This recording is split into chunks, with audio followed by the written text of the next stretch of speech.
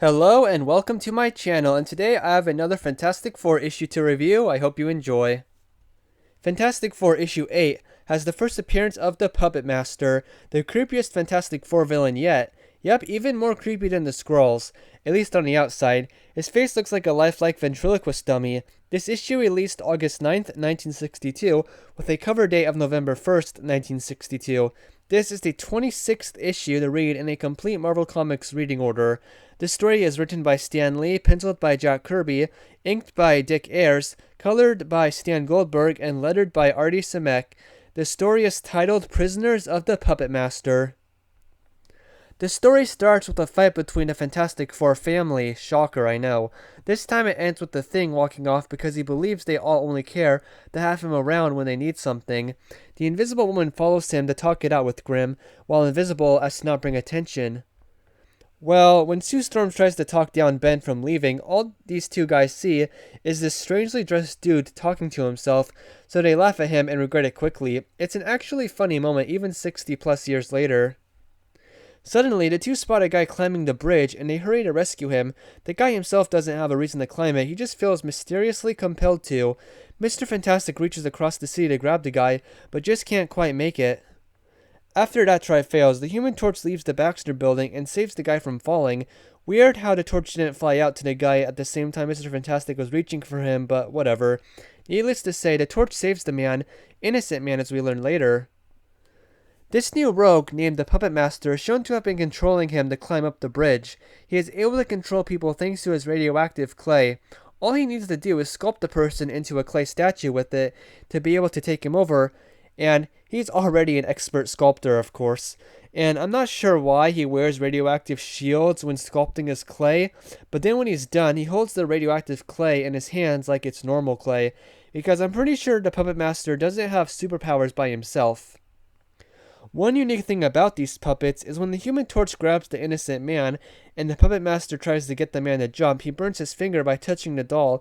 This sets the Puppet Master's sights on the FF. At the same time in the issue, we see that the Puppet Master has a stepdaughter named Alicia.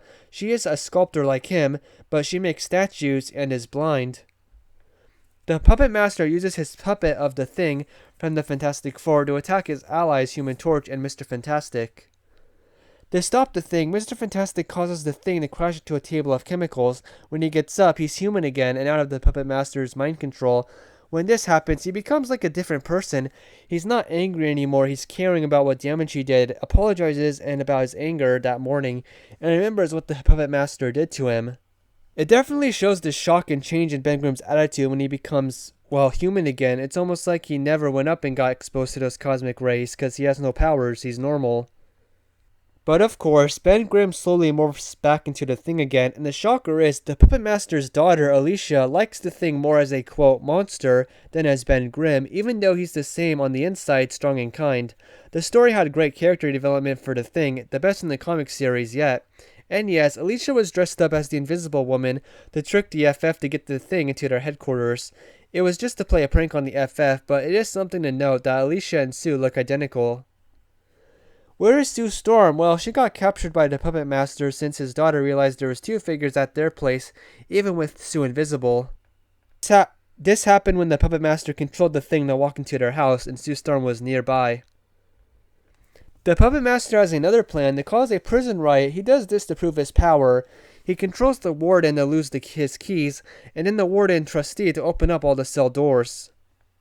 I will say, it's kind of boring and kind of lame that this is why the Puppet Master does this, just to prove his power. Come on. Sue Storm escapes the Puppet Master's room, but barely, enough to fire out the Fantastic Four flare signal, so the Fantastic Four go to the Puppet Master's place and end up encountering a giant robot. Yeah, Puppet Master just has a giant robot for some reason, and the Thing breaks it in these two panels by punching it once. Man, do I love when the team has arguments while fighting a foe. The Puppet Master tries to fly away with the Invisible Woman, but Mr. Fantastic grabs her, saving her from his clutches. The Torch tries to fly after Philip, the Puppet Master, that's his real name, Philip, but the flying horse he's on is too fast. It's weird that this puppet he created can fly. Is it just because it has wings? We never see a statue of this winged horse. From my memory, this is the weirdest thing the Puppet Master has ever created. The end of the issue has the puppet master grab his greatest creation, a puppet of him as ruler of the world. His stepdaughter Alicia, realizing how crazy her stepfather is, tries to stop him, and in the struggle, the puppet master falls on the ground. The puppet of the puppet master as king of the world falls on the ground, and the puppet master himself stumbles and falls out a window to his death. The last shot is a haunting image of the puppet master's puppet face down on the floor. We never learned the Puppet Master's real name in the story. It's revealed much, much later in Marvel Team-Up issue 6.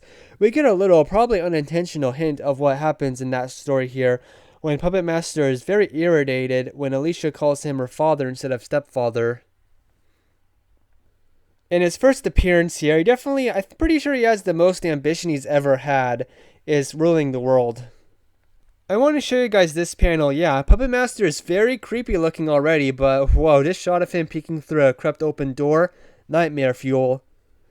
I'm going to give kudos to the Puppet Master here, stopping an invisible person by having their legs stuck together, forcing her to fall when she was running away.